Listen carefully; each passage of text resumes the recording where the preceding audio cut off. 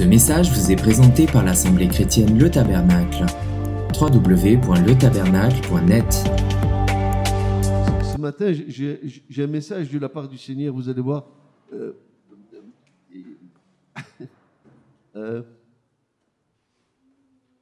C'est un message qui se trouve dans le livre des Lamentations. Alors, le livre des Lamentations, bien sûr, tous les exégètes chrétiens, les grands théologiens, nous ont sorti ils ont dit que c'était des jérémiades, que c'était, n'est-ce pas, que le livre des Lamentations, c'était les jérémiades de Jérémie. Mais ils se trompent totalement. Ce matin, on va prouver le contraire, que c'est eux qui se trompent, qui se mettent le doigt dans l'œil. Jérémie n'a jamais fait de jérémiades. Bien au contraire, Jérémie a donné un message d'espérance qui va nous mettre, je sais pas, je vais m'asseoir parce que ça m'a scié à moi quand j'ai commencé à comprendre par l'Esprit de Dieu pourquoi Jérémie a écrit ça. Le verset que nous allons voir, je ne vais pas encore vous le donner, mais parce que j'ai envie de vous donner le contexte dans lequel Jérémie a écrit ce verset. Pour vous donner le contexte de ce verset, il faut que nous comprenions qu'au moment où Jérémie va écrire ce livre, où il a écrit à ce moment-là, c'est que, voilà ce qui se passait. C'est que c'était un temps de détresse pour Israël. C'était un temps de désarroi. Jérusalem est détruite. Elle est détruite sous la pression du roi de Babylone, Nabuchodonosor. Entouré de toutes parts, le temple est pillé, le peuple exterminé et emmené en partie en déportation. Les femmes mangent le fruit de leur propre ventre. Quelle situation catastrophique! Pourquoi Dieu a permis que Jérusalem, là où il a le trône de sa gloire, puisse être réduit à l'impuissance? Pourquoi Dieu a permis? À cause qu'Israël a violé l'alliance de la loi avec l'Éternel et à cause du péché du peuple. Dieu a permis. Parfois, Dieu permet des choses et nous sommes là, mais pourquoi il m'arrive tant de choses? Et dans cet état de détresse, de désarroi, dans cet état où on pourrait se plaindre, se rouler par terre, crier, prendre le sac et la cendre, etc. Voilà que Jérémie, il nous sort un verset. Lamentation 3, versets 22 à 26. Voilà ce que Jérémie m'a nous sortir. C'est à contresens. Jérusalem pillée, exterminée, les sacrificateurs exterminés, le temple pillé, les ustensiles pillés. Il reste plus rien. Ils sont tellement pressés de toutes parts que même ils ont faim. Les femmes mangent le fruit de leur propre ventre. Ils mangent leurs enfants. Du cannibalisme.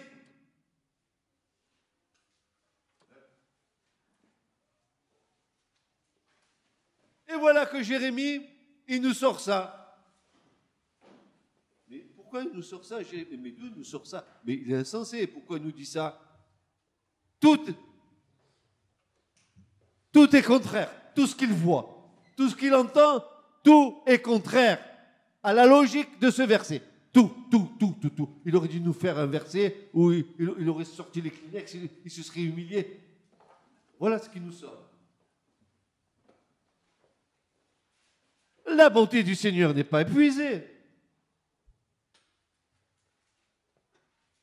Il n'a pas fini de nous montrer son amour. Chaque matin, sa bonté et son amour sont tout neufs. Oui, ta fidélité est immense. Je me dis, le Seigneur est mon trésor. C'est pourquoi je compte sur lui. Le Seigneur est bon pour celui qui met sa confiance en lui, pour celui qui le cherche. Et il va dire ceci, c'est une bonne chose d'attendre en silence le secours du Seigneur. Non, attendez, vous vivez ça?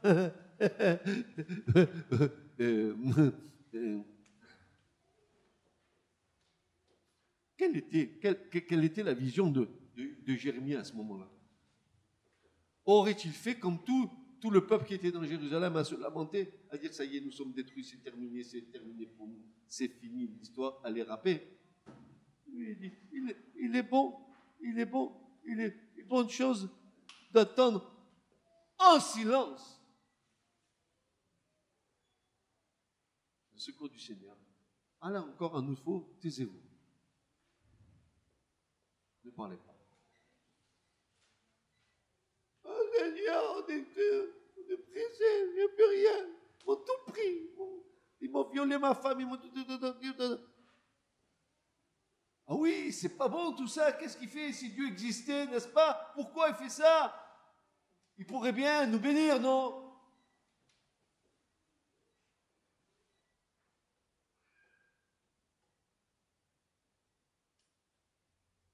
Mais lui, Dieu déclare lui-même, il va déclarer, le Seigneur, lui va déclarer, parce que l'homme a parlé.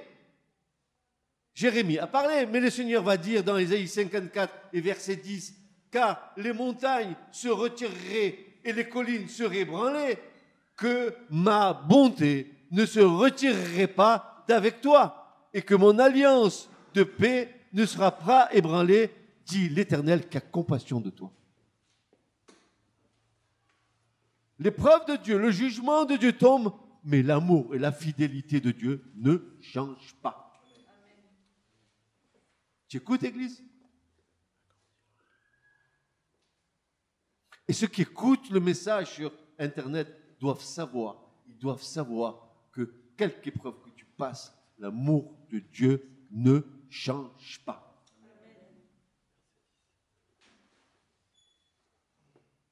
L'une des plus précieuses qualités de l'amour divin, c'est d'être un amour fidèle et un amour qui demeure pour l'éternité. Pourquoi? Parce que Dieu est amour. C'est simple. Pourquoi l'amour de Dieu demeure pour l'éternité? Parce que Dieu est éternel et il est amour. Tu peux compter sur son amour.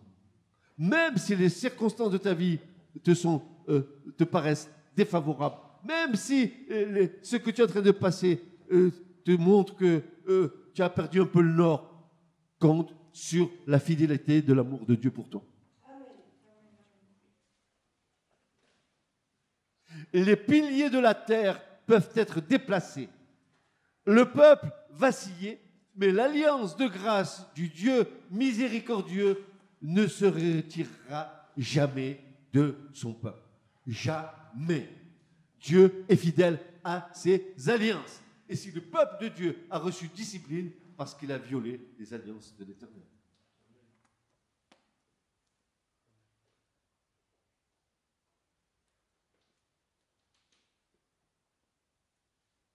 Ésaïe 51, verset 6 nous dit « Élevez vos yeux vers les cieux et regardez vers la terre en bas, car les cieux s'évanouiront comme la fumée et la terre vieillira comme un vêtement, et ceux qui y habitent mourront également. Mais mon salut sera toujours et ma justice ne défaudra point. »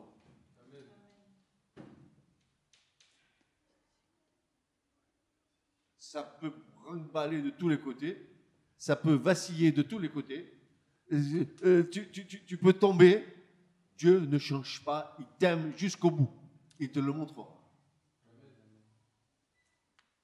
Voilà des promesses de Dieu qui devraient fortifier notre foi dans ces temps de difficulté que vit notre génération. Notre génération vit des choses très difficiles, très dures. Encore, nous, si nous sommes encore un peu protégés, encore, on n'est pas à l'abri de rien, compte tenu de tout ce qui se passe un peu partout dans le monde. Et Dieu sait s'il se passe des choses qui sont terribles, où des gens subissent plein de choses, meurent, décapités, des enfants. On se sert de milliers de personnes comme boucliers humains. on tue des gens. Comme si on rigolait, quoi. Comme si la vie humaine n'avait aucune valeur, on tue, on tue, on tue, on tue. Le monde, il est en ébullition, bientôt ça va exploser de partout. Regardez bien les informations et vous verrez qu'il y a des choses qui viennent de se passer et peu prennent conscience de cela. Il y a 2 gros navires de guerre russes qui ont passé le détroit de Belfort et qui sont rentrés. Ça y est, ils sont là. Donc, tout est déjà disposé en Syrie, tout ça. C'est en train de se positionner, frères et sœurs. Nous ne pouvons pas continuer à vivre d'une manière égoïste sans nous rendre compte de ce qui est en train de se passer autour de nous.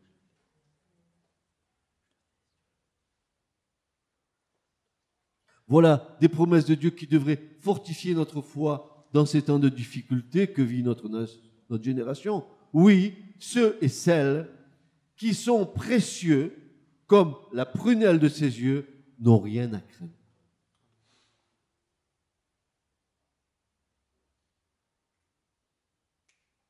Si les montagnes s'ébranlaient, si les collines, ma bonté ne défaudra pas pour toi. La crainte n'est pas un sentiment qui devait habiter le cœur des enfants de Dieu. Parfois, des situations se présentent devant nous et nous semblent inextricables, nous mettent dans la confusion, dans le désespoir.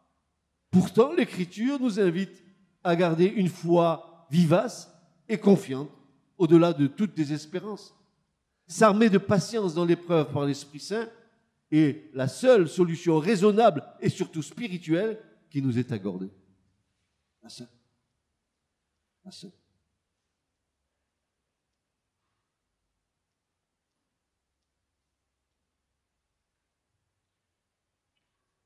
C'est alors, dit Paul, c'est alors que je suis faible. Je suis fort. Tant que la force de notre chair ne sera pas annihilée, que nous soyons rendus faibles dans la chair pour devenir forts dans l'esprit, nous aurons que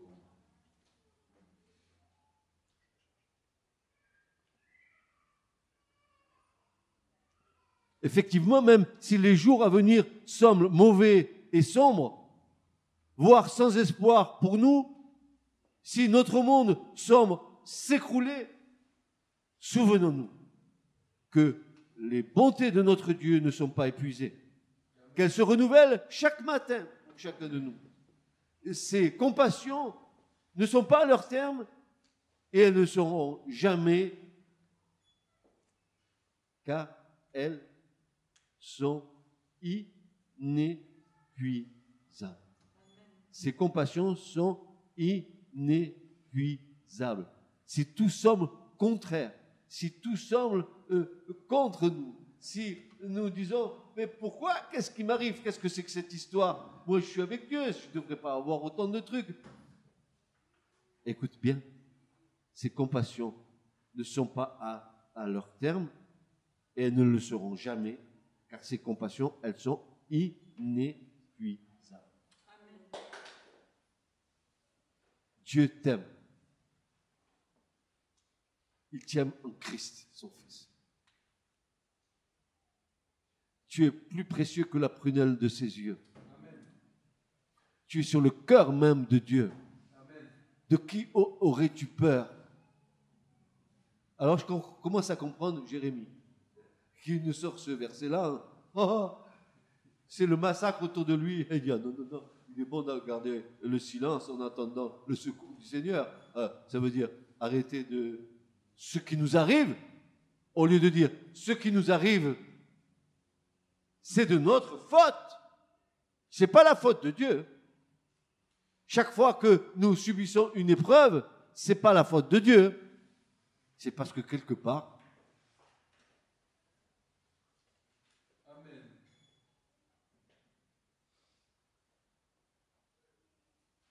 pour bien prouver que le Seigneur est au cœur de nos vies, dans les bons et les mauvais moments, nous allons voir un cas dans l'Écriture, frères et sœurs.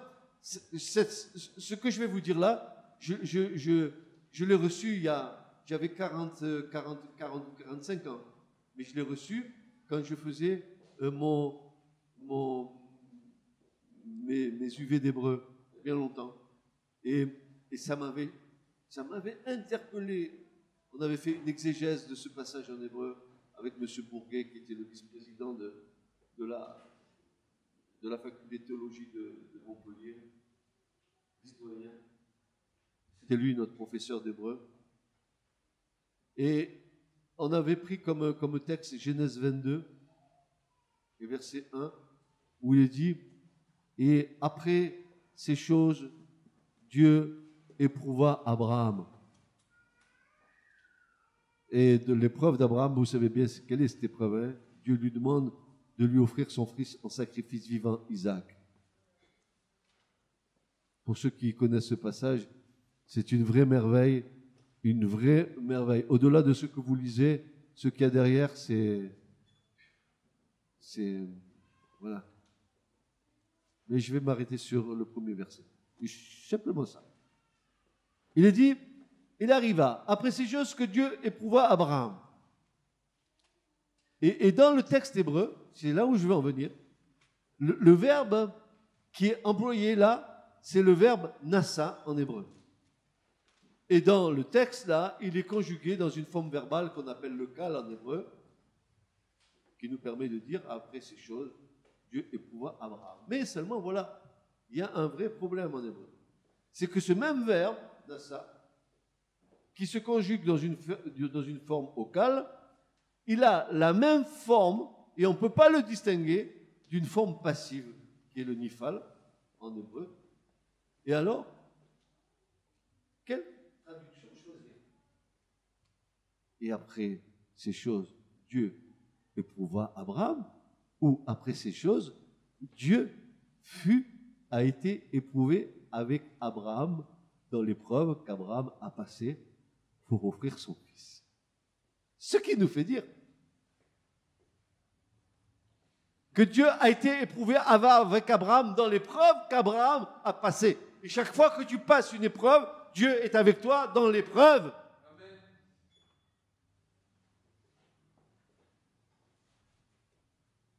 Mais tu comprends bien que tu passes pas l'épreuve seul. Tu crois que tu es seul.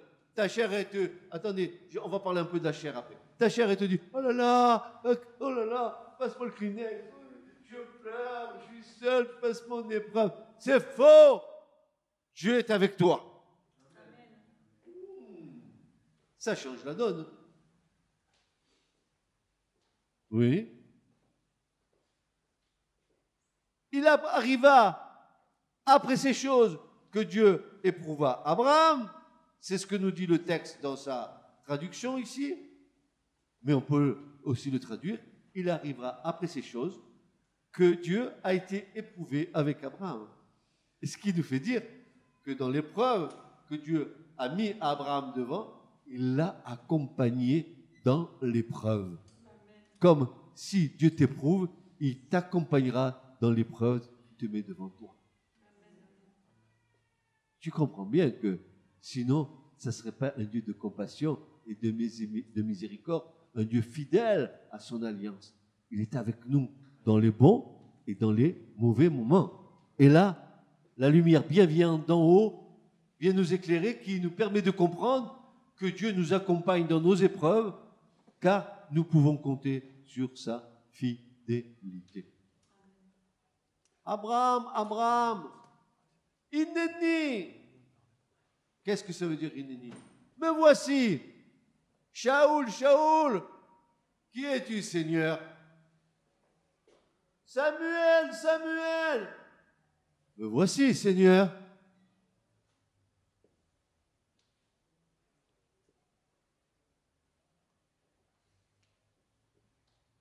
Et il nous a dit, alors parce que les Juifs, ils sont forts, hein, dans les exégèses des Juifs, ils sont tellement spirituels, nos frères juifs, qu'ils disent que quand Abraham a levé le couteau pour égorger Isaac et l'offrir en sacrifice, le couteau a fondu dans ses mains parce que les séraphins, qui sont des brûlants qui étaient là, ils pleuraient tellement que leurs larmes ont fait disparaître le couteau. Ça, c'est l'exégèse hébraïque. C'est beau, n'est-ce pas? Le couteau. Donne-moi ton fils.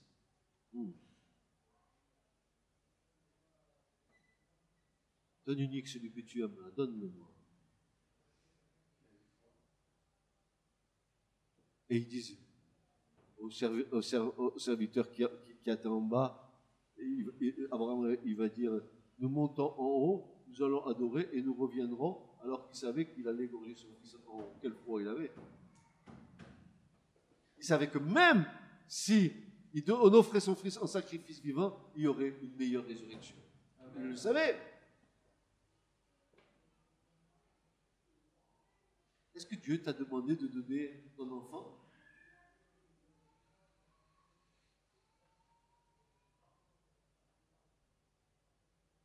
Et l'épreuve de notre foi bien plus précieuse que l'or périssable, dira Pierre.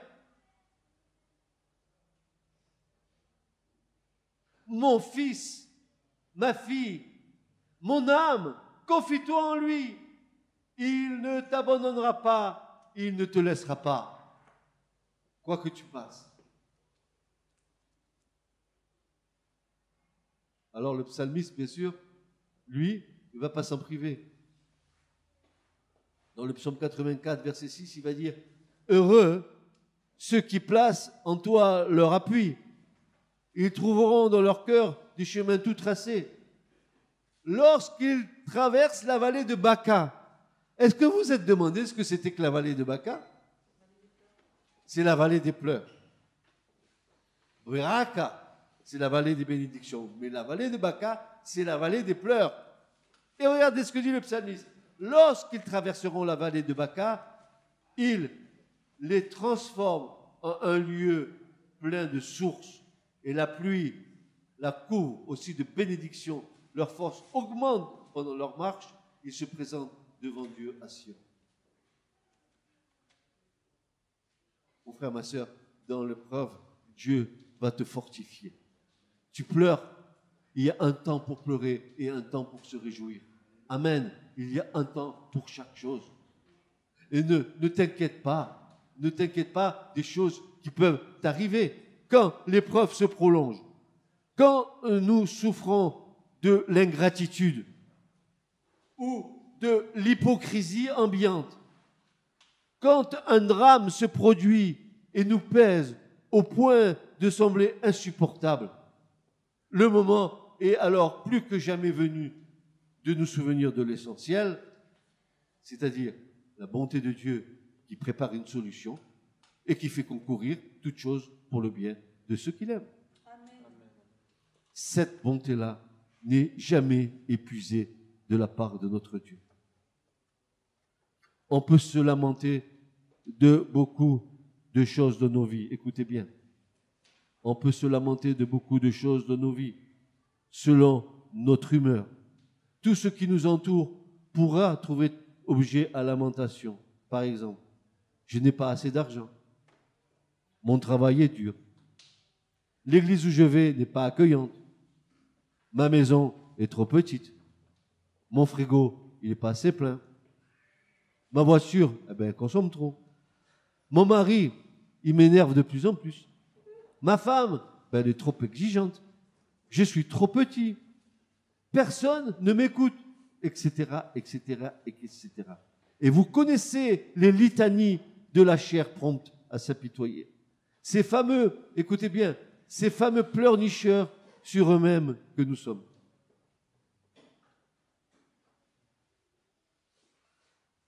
Nous sommes parfois comme des gamins qui se regardent pleurer eux-mêmes. Vous avez jamais vu les enfants? Ils se regardent dans une glace en train de pleurer, et plus ils se regardent et plus ils pleurent.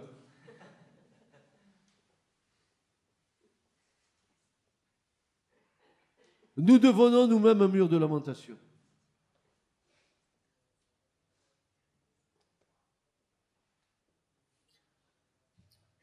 la chair. Les sentiments humains non régénérés par l'Esprit de Dieu nous amènent à nous apitoyer sur nous-mêmes. Et en réponse à tous ces sentiments humains mitigés qui nous animent sous différentes formes, Jésus nous répond clairement.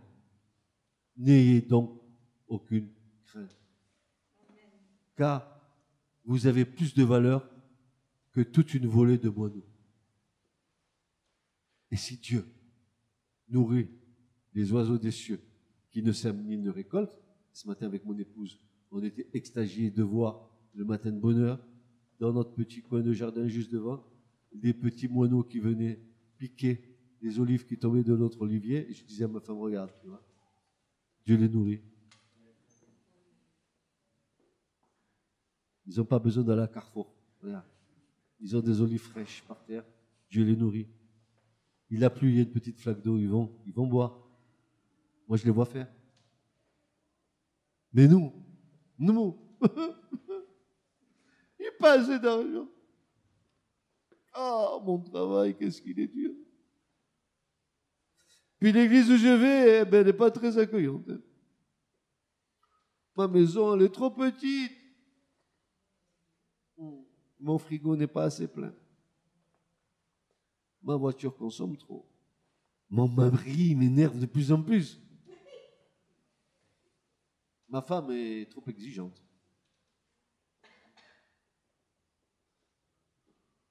Je suis trop petit, pas assez grand, personne ne m'écoute, etc., etc., etc., etc.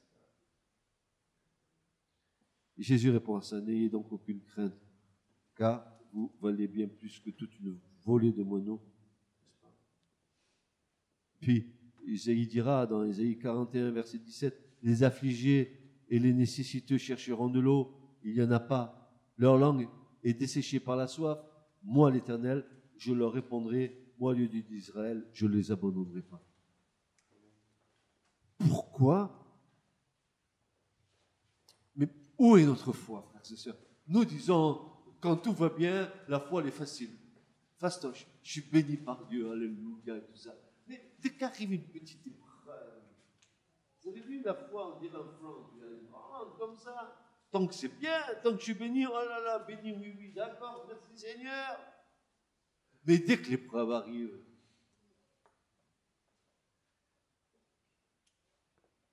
le test de notre foi, est-ce que je peux croire au-delà de toutes tes espérances, de croire que Dieu agit? Car Jérémie dit que les bontés de Dieu se renouvellent chaque jour. Amen. Chaque jour. Chaque jour, le Seigneur fait lever le soleil sur les justes et sur les injustes. Amen. Chaque jour, le Seigneur fait pleuvoir sur les justes et sur les injustes. Amen.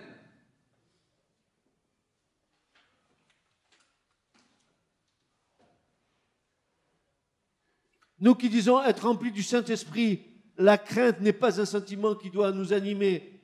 Car Dieu, dit Paul, ne nous a pas donné un esprit de crainte, mais de puissance et d'amour et de sobre bon sens. Il ne nous a pas donné un esprit de crainte. Amen. La crainte ne vient pas de l'esprit, elle vient de la chair. Et ce désir de la chair, de vouloir jouir, de vouloir se protéger, de vouloir à tout prix. Les désirs de la chair qui sont contraires aux désirs de l'esprit.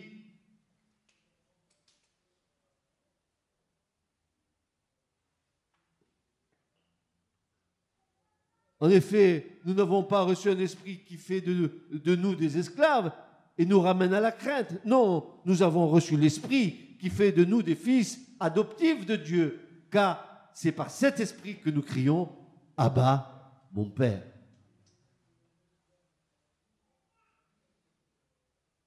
La crainte n'est pas dans l'amour, mais l'amour parfait bannit la crainte, car la crainte suppose un châtiment. eh bien, celui qui craint n'est pas parfait dans l'amour.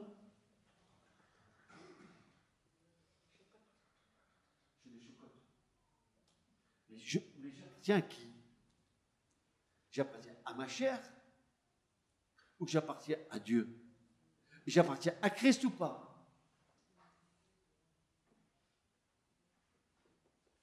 Nous périssons. Attendez, je suis là. La barre va s'enfoncer. Attendez, je suis là. Si elle s'enfonce, je vais vous faire marcher sur les eaux.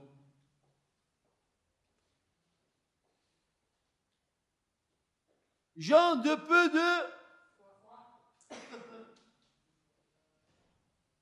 Ah, on est fort, hein? Ouais, Dieu, la parole, il dit ça, le truc, il dit ça, l'autre, il dit ça. Tout le monde dit quelque chose, seulement quand il faut vivre.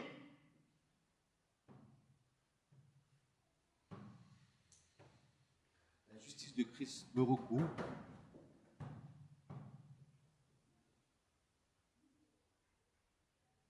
C'est donc avec assurance que nous pouvons dire « Le Seigneur est mon aide, je ne craindrai rien. » Que peuvent faire les hommes? Hébreux 13:6. C'est donc avec assurance, dites avec assurance avec moi, « Le Seigneur est mon aide. » Le Seigneur est mon aide. Avec harmonie, n'est-ce pas? Et avec assurance. Le Seigneur est mon aide, je ne craindrai rien. Que peut me faire un homme? Oh, que notre âme est heureuse d'avoir une foi ferme dans ces déclarations inspirées. Oui, le Seigneur est mon aide, je ne craindrai rien. Si Dieu est avec moi, qui sera contre moi? Répétez avec moi, si Dieu est avec moi, qui sera contre moi? Si Dieu est avec moi, qui sera contre moi? C'est pas la méthode Coué.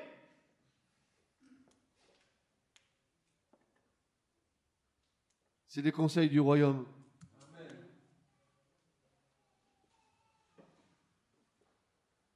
L'année touche à sa fin.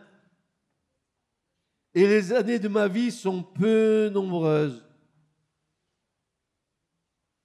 Mais les temps que nous vivons ne changent pas mon Sauveur.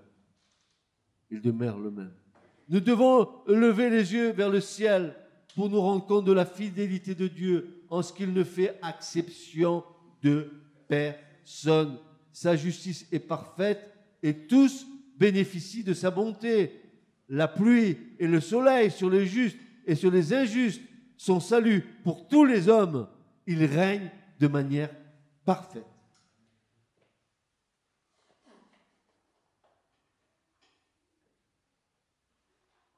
Mais dans les temps de grandes difficultés, tous ne peuvent se prévaloir de sa bonté. Il garde ses enfants précieusement.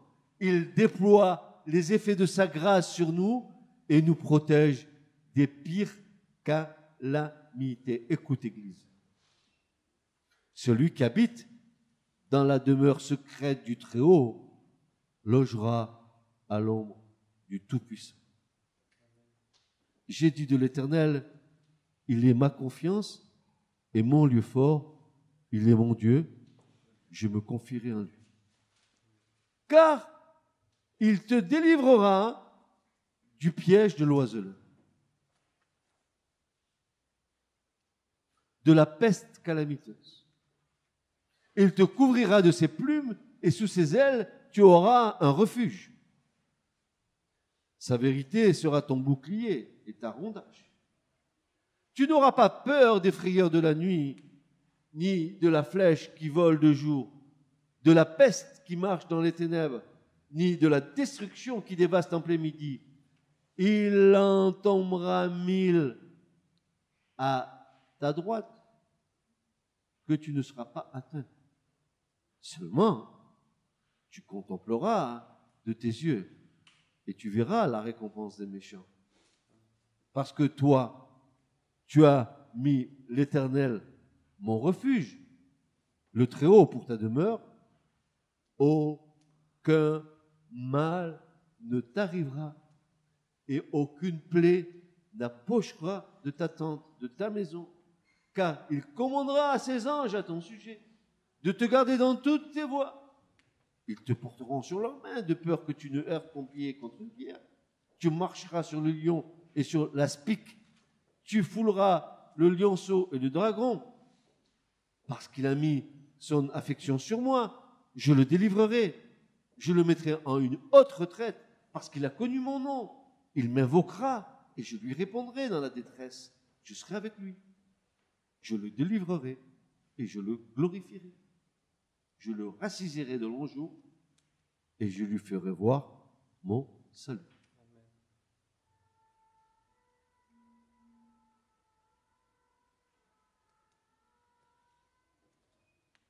Voilà donc la manifestation de la bonté de notre Dieu. Il est comme une mère entourant ses enfants, les protégeant, les apaisant, les rassurant, les nourrissant.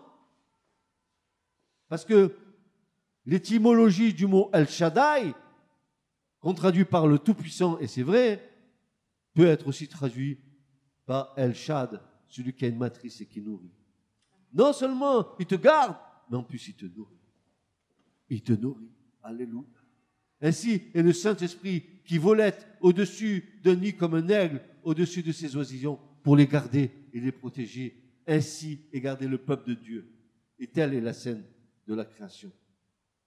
C'est pourquoi, va dire le psaume 46, verset 2, c'est pourquoi nous ne craindrons point quand la terre serait transportée de sa place et que les montagnes seraient remuées et jetées au cœur des mers. Nous ne craindrons rien. Dites-moi, frères et sœurs, comment Jérémie, qui pouvait vivre une situation bien pire que ce que nous venons d'évoquer, que nos petits tracas quotidiens, pouvait dire « J'attendrai en silence le secours de l'Éternel ».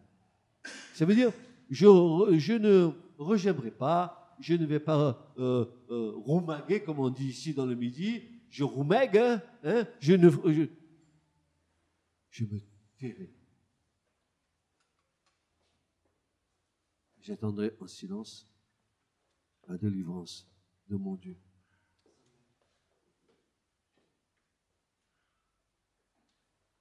Souviens-toi, ô peuple de Dieu, de l'alliance éternelle. Dieu s'en souvient. Mais toi, veille à ne pas l'oublier. En Christ, Dieu s'est engagé à être ton Dieu et à te garder comme un de ceux de son peuple. Puisse notre confiance en Dieu ne jamais faiblir. Même lorsque les circonstances de notre vie ne semblent pas nous convenir ou qu'elles restent inchangées, que notre cœur est rempli de questions ou encore que notre chemin est obstrué, puissions-nous alors nous ressaisir et repasser dans notre cœur les nombreuses bénédictions, les multiples interventions que le Seigneur, dans sa grande compassion, nous a permis de vivre. Compte tous les bienfaits de Dieu, mets-les tous devant tes yeux, et tu verras en adorant combien le nombre en est grand. Vous le connaissez, ce petit cantique? Puissions-nous ne pas nous lasser de nous tourner vers lui et d'un cœur reconnaissant et du plus profond de notre être lui dire « Seigneur, je veux encore et toujours compter sur toi, car je sais que ta fidélité et ta bonté à mon égard sont sans limite. Jusqu'ici, tu m'as secouru. Je veux continuer d'aller de l'avant avec toi, comptant sur ta grâce et ton amour infini démontré à la croix où tu es mort à ma place et que tu ne cesses de manifester jour après jour à mon égard. Chaque matin que nous vivons, n'oublions pas que c'est Dieu qui l'a fait et qu'il veille sur nous, qu'il est prêt à déverser sur nous ses bénédictions, cette rosée bienfaisante. Et c'est ce même prophète, Jérémie, qui dira, dans Jérémie 29, 11, il va dire « Car je connais les projets que j'ai formés sur vous, dit l'Éternel, projets de paix et non de malheur, afin de vous donner un avenir et une espérance. Ah, frères et sœurs.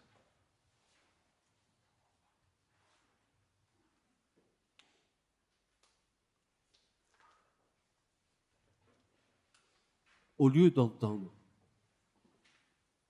prêtons l'oreille. Soyons attentifs à ce que l'Esprit de Dieu nous dit. Ne faisons pas qu'entendre et écouter un message sans prêter l'oreille.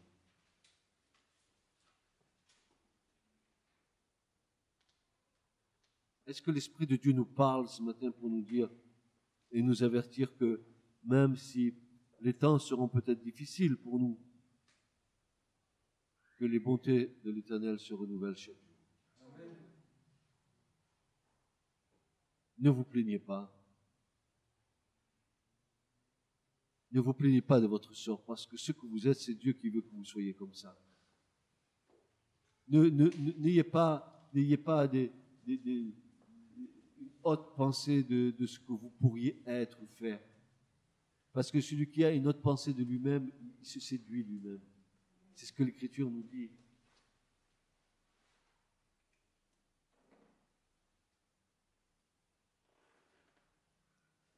Bonté et alliance sont unies comme deux choses sûres, durables et inséparables que l'éternité ne peut qu'affermir encore. Et je terminerai par 2 citations de l'Écriture.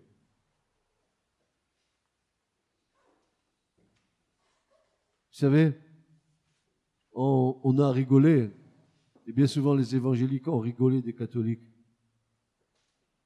Mais vous savez, dans le catholicisme, tout n'est pas mauvais. Je pense que la majorité des catholiques croient que Jésus-Christ, je le crois, il est le Fils de Dieu, même s'ils n'en ont pas trop la notion. Mais ils ont un petit cantique qui est très bref et qui dit ceci.